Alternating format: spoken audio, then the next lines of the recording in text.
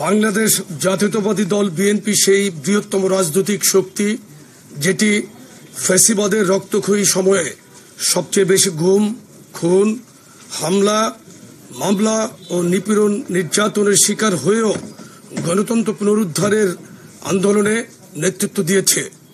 সেই সংগ্রামী ধারাবাহিকতায় সকল শ্রেণী পেশার গণতন্ত্রকামী মানুষের অংশগ্রহণে সংঘটিত জুলাই আগস্ট গণঅভ্যুত্থান ছিল এক ঐতিহাসিক সন্ধিক্ষণ, যেখানে হাজারো শহীদের আত্মত্যাগের বিনিময়ে আমরা পেয়েছি একটি ফ্যাসিবাদ মুক্ত বাংলাদেশ। আজ আমরা দাঁড়িয়ে আছি এক সম্ভাবনাময় বাস্তবতায়, একটি স্বাধীন, সার্বভৌম ও জনগণের মালিকানাধীন রাষ্ট্র গঠনের সংকল্পে, যেখানে থাকবে গণতন্ত্র, জবাবদিহিতা, স্বচ্ছতা ও অন্তর্ভুক্তিমূলক শাসন ব্যবস্থা এবং যার ভিত্তি হবে সাম্য, ন্যায় বিচার এবং টেকসই উন্নয়ন। এই লক্ষ্য সামনে রেখে বিএনপি এবং এর সকল অঙ্গ ও সহযোগী সংগঠনসমূহ সারা দেশে ছুটে যাচ্ছে জনগণের দুয়ারে, তৈরি করছে গভীর জনসম্পৃক্ততা। বিশেষভাবে দেশের তরুণ সমাজের আকাঙ্ক্ষা, চিন্তা ও সৃজনশীলতাকে রাষ্ট্র গঠনের চালিকা শক্তিতে পরিণত করার লক্ষ্যে বাংলাদেশ জাতীয়তাবাদী যুবদল, জাতীয়তাবাদী স্বেচ্ছাসেবক দল ও জাতীয়তাবাদী ছাত্রদল একযোগে কাজ করে চলেছে। আমরা চাই দেশব্যাপী বিস্তৃত সাংগঠনিক কাঠামোকে কাজে লাগিয়ে কোটি কোটি তরুণীর জীবনে আশার আলো জ্বালাতে, যাতে তাদের জীবনের ভাগ্য পরিবর্তন হয়, সমস্যার সমাধান ঘটে এবং ব্যক্তিগত ও পারিবারিক উন্নয়ন ঘটে।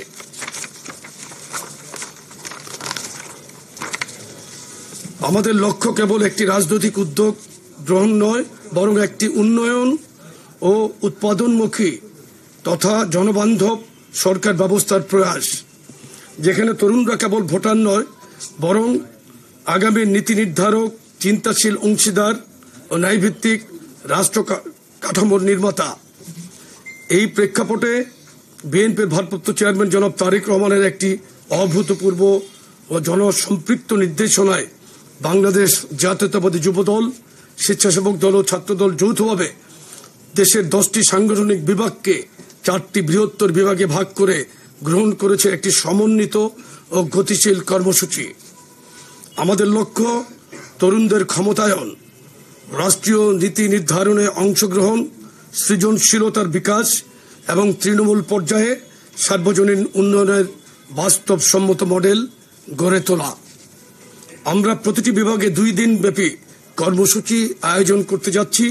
প্রথম দিন একটি সেমিনার অনুষ্ঠিত হবে, যার শিরোনাম তারুণ্যের ভবিষ্যৎ ভাবনা, ভবিষ্যৎ বাংলাদেশ। এই সেমিনারে রাজনৈতিক পরিচয়ের ঊর্ধ্বে উঠে গণতন্ত্রকামী সমাজের নানা শ্রেণী পেশার তরুণ প্রতিনিধি, শিক্ষার্থী, উদীয়মান চিন্তাবিদ, তরুণ বক্তা ও উদ্যোক্তারা অংশ নেবেন। আলোচনায় উঠে আসবে কর্মসংস্থান, শিক্ষা, স্বাস্থ্য, কৃষি, পরিবেশ, নগরায়ন, প্রযুক্তি ও রাজনৈতিক অধিকার এবং তারুণ্যের ক্ষমতায়নে একটি আধুনিক, মানবিক ও নিরাপদ বাংলাদেশ নির্মাণ। এই প্ল্যাটফর্ম হবে একটি উন্মুক্ত ও যুক্তিনির্ভর সংলাপের ক্ষেত্র, যেখানে মতবিনিময় হবে গঠনমূলক, পর্যালোচনামূলক এবং ভবিষ্যৎমুখী। সংলাপের ভিত্তি হবে বিএনপি ও যুগপৎ আন্দোলনের শরিক দলসমূহ ঘোষিত 31 দফা রূপরেখা এবং বিএনপির ভারপ্রাপ্ত চেয়ারম্যান জনাব তারেক রহমান প্রদত্ত দিক নির্দেশনা ও রাজনৈতিক দর্শন। কর্মসূচির দ্বিতীয় দিন তারুণ্যের রাজনৈতিক অধিকার প্রতিষ্ঠার সমাবেশ অনুষ্ঠিত হবে, যার লক্ষ্য একটি প্রাণবন্ত, উদ্দীপনাময় পরিবেশে তরুণদের সরব উপস্থিতি তথা ঐক্য প্রত্যয় ও আকাঙ্ক্ষার বহিঃপ্রকাশ নিশ্চিত করা। গণতান্ত্রিক বাংলাদেশে যেন আর কখনো কোনো ফ্যাসিবাদের উত্থান না ঘটে, ফ্যাসিবাদের 16 বছরের মানবাধিকার লঙ্ঘন ও জুলাই আগস্টের গণহত্যার যেন দ্রুত বিচার নিশ্চিত হয়। সার্বভৌম বাংলাদেশে যেন গণমানুষের স্বাধীন চেতা আকাঙ্ক্ষার বাস্তবায়ন ঘটে, সাম্য ও ন্যায় বিচার ভিত্তিক সমাজে প্রতিটি মানুষের ভাগ্যের যেন পরিবর্তন ঘটে, সেটি আমাদের অভীষ্ট লক্ষ্য।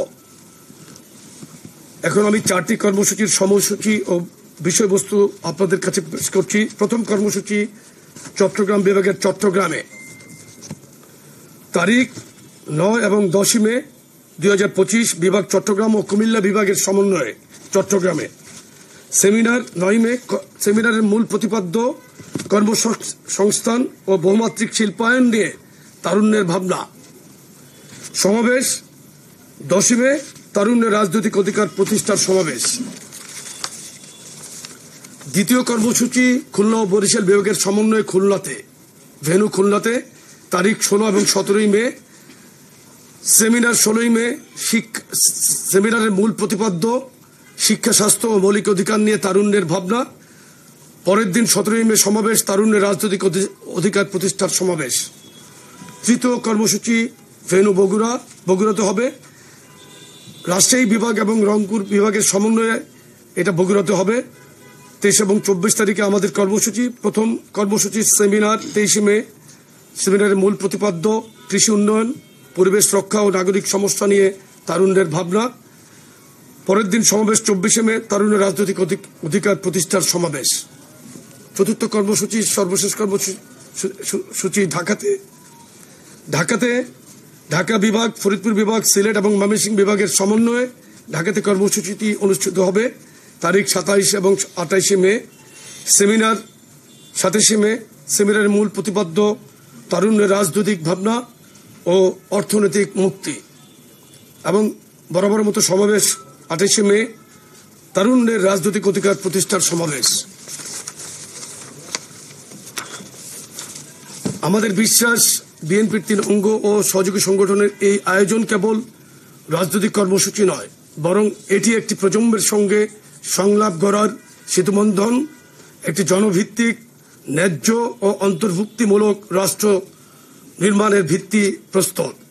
এই কর্মসূচিগুলোর মাধ্যমে জনগণের মতামত ও চিন্তা ভাবনা সংগ্রহ করা হবে, যার ভিত্তিতে আমরা আমাদের রাজনৈতিক ও সামাজিক নীতিগুলোকে আরো জনকল্যাণমুখী ও মানুষের চাহিদা অনুযায়ী পরিমার্জিত করতে পারব। তরুণদের একাগ্রতা, সম্পৃক্ততা ও অংশগ্রহণের মাধ্যমে আমরা আমাদের নীতি নির্ধারণ প্রক্রিয়াকে আরো জনমুখী ও জনগণের কাছে দায়বদ্ধ রাখার চেষ্টা করব ইনশাআল্লাহ। তাই দেশের সকল স্বনামধন্য ও জনপ্রিয় প্রিন্ট ও ইলেকট্রনিক মিডিয়ার প্রতি আমাদের আন্তরিক আহ্বান, আপনারা আমাদের এই কর্মসূচিগুলোর প্রচার, কভারেজ এবং তথ্য চিত্রায়নে রিপোর্টার ও ক্যামেরা পার্সন প্রেরণের মাধ্যমে আমাদেরকে সার্বিক সহযোগিতা করবেন ইনশাআল্লাহ। আমরা কিন্তু বলেছি এটা তারুণ্যকে সম্পৃক্ত করা। তারুণ্যই কিন্তু আগামীতে বাংলাদেশকে নেতৃত্ব দিবে। জুলাই আগস্টে নেতৃত্ব দিয়েছে। বিএনপি একটি জনসম্পৃক্ত দল, বাংলাদেশের সবচাইতে বৃহত্তম একটি রাজনৈতিক দল। বিএনপি বাংলাদেশের স্বাধীনতা যুদ্ধ থেকে শুরু করে জুলাই আগস্টের গণঅভ্যুত্থান পর্যন্ত প্রত্যেকটি প্রোগ্রামে বিএনপি সার্বিকভাবে অগ্রগণ্য ভূমিকা রেখেছে, নেতৃত্ব দিয়েছে। স্বাধীনতা যুদ্ধে যেমন নেতৃত্ব দিয়েছেন শহীদ রাষ্ট্রপতি জিয়াউর রহমান, জুলাই আগস্টের বিপ্লবে নেতৃত্ব দিয়েছেন 17.5 বছর 7 মাস কিন্তু বাংলাদেশের শাসন ব্যবস্থা ছিল নির্যাতনের শাসন ব্যবস্থা। মঈনুদ্দিন ফখরুদ্দিনের 2 বছরকে ধরে আওয়ামী লীগের 15 বছর 7 মাসকে যদি আপনারা সম্পৃক্ত করেন, যোগ দেন, এই 17 বছর 7 মাস কিন্তু আমরা ব্যাপকভাবে নির্যাতিত, নিষ্পেষিত ছিলাম। বাংলাদেশের মানুষের কোনো অধিকার ছিল না, রাজনৈতিক অধিকার ছিল না, ভোটের অধিকার ছিল না, বাক স্বাধীনতা ছিল না। সেই স্বাধীনতাকে তারুণ্য যখন এগিয়ে নিয়ে গিয়েছে জুলাই আগস্টে, কিন্তু নেতৃত্ব ছিল কিন্তু বিএনপি। 18 জুলাই বিএনপির সম্মানিত ভারপ্রাপ্ত চেয়ারম্যান জনাব তারেক রহমানের ভেরিফাইড ফেসবুক পেজে কিন্তু স্ট্যাটাস ছিল, আপনারা কিন্তু দেখতে পারবেন গেলে, যে উনি কিন্তু তখন সরাসরি 18 জুলাই কিন্তু একদম সকলকে রাজপথে নামার জন্য অনুরোধ জানিয়েছেন। ছাত্র জনতার এই বিপ্লবে সকলকে সার্বিকভাবে রাস্তায় নামার জন্য আহ্বান জানিয়েছিলেন। সুতরাং আমাদের এটা তো তারুণ্যের ভাবনা থেকে তারুণ্যকে আর তারুণ্যের স্পিরিট এবং স্পিডকে আমরা ধারণ করেই আমরা এই কর্মসূচিগুলো পালন করব ইনশাআল্লাহ। আগামীতে রাষ্ট্র কাঠামোতে তরুণদেরকে এগিয়ে নিয়ে যাওয়াই কিন্তু আমাদের এই কর্মসূচির লক্ষ্য। বাংলাদেশকে নতুন সাম্য এবং মানবিক সমাজ যে গঠনের জন্য যে আমরা ইতিপূর্বে যে কর্মসূচিগুলো পালন করেছিলাম বিভাগীয় পর্যায়ে, আমরা কিন্তু ধারাবাহিকতা রাখছি। আমাদের চিন্তা ভাবনা চেতনায় কিন্তু বাংলাদেশের মানুষ এবং তরুণ এবং তরুণী সমন্বয়ে কিন্তু তারুণ্য, এই ভাবনাকে নিয়ে আমরা অগ্রসর হচ্ছি। ধন্যবাদ সকলকে। আপনার পরিচয়টা দিয়ে একটু বললে ভালো।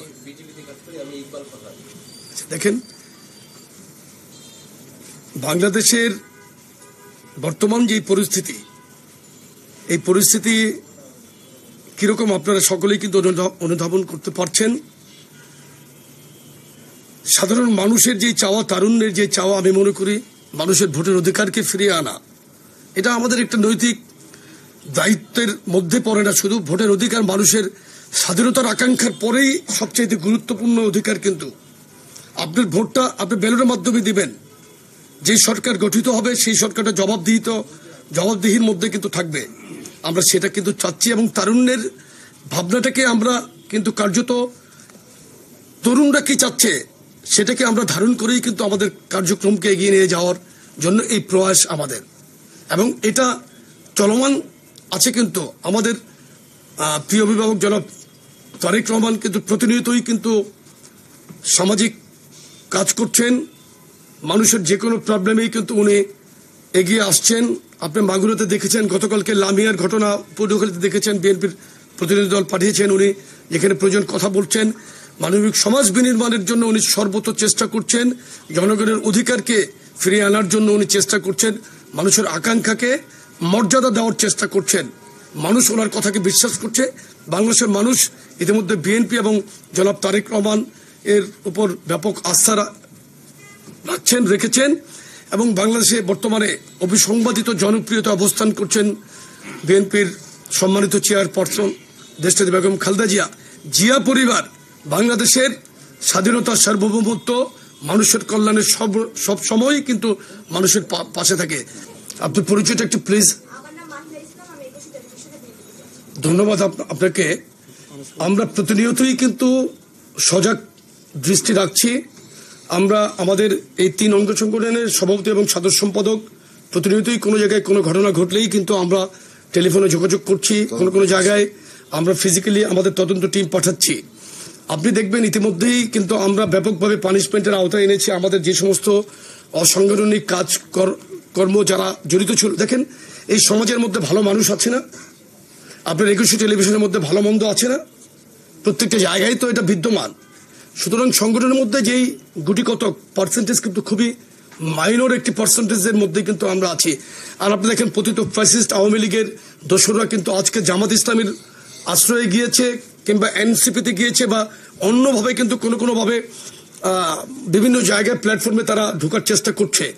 এই সমস্ত এই এখনকার এই সিচুয়েশনটা কিন্তু আপনার একটা কি বলা যায়, এটা ভালনারেবল সিচুয়েশন। কিন্তু বাংলাদেশের যে বর্তমান ট্রানজিশন পিরিয়ডেও আপনি বলতে পারেন, সন্ধিক্ষণ বলতে পারেন। কিন্তু এই অবস্থায় কিন্তু অনেক কিছু হচ্ছে। কিন্তু আমাদের নেতা জনাব তারেক রহমানের দূরদৃষ্টি সম্পন্ন সিদ্ধান্তের কারণে কিন্তু আমরা 5ই আগস্টের পর থেকে আমরা সামাজিকভাবে রাজপথে থাকার পাশাপাশি কিন্তু প্রত্যেকটি এরিয়াতে আমরা পাহারা দিয়েছি, মন্দিরে পাহারা দিয়েছি, মানুষের প্রবলেমে কিন্তু আমরা এগিয়ে গিয়েছি। আমরা পুলিশ স্টেশনের মধ্যে আমি নিজেও আমাদের প্রত্যেকেই এখানে যারা সিনিয়র নেতৃবৃন্দ, শীর্ষস্থানীয় নেতারা কিন্তু আমরা গিয়েছি থানা পুলিশ স্টেশনগুলোতে, তাদেরকে আমরা সহযোগিতা করেছি।